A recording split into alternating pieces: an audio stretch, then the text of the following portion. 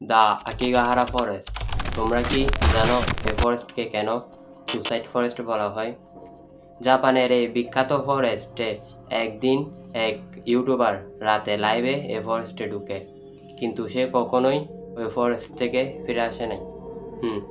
বলা হয় যে এই ফরেস্টে রাত হওয়ার সাথে সাথেই কান্নার আওয়াজ ও পায়ের নুপুরের আওয়াজ শোনা যায়। আরও বলা হয় যে এই ফরেস্টে যে ঢুকেক না কেন সে কখনোই ফিরে আসে না। কিন্তু কেনই বা সে ফিরে আসে না জানতে হলে অবশ্যই চ্যানেলটিকে সাবস্ক্রাইব করে পাশে থাকা বেল আইকন অন করে লাইক দিয়ে কমেন্টে জানাও যে তুমি কি কখনো ওই ফরেস্টে যেতে চাও। The Aokigahara forest. তোমরা কি জানো এই ফরেস্টকে কেন সুসাইড ফরেস্ট বলা হয়?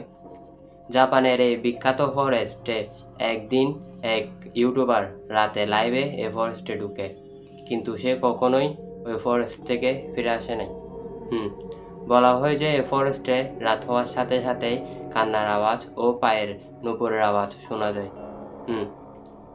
আরও বলা হয় যে এই ফরেস্টে যে ঢুকেক না কেন সে কখনোই ফিরে আসে না।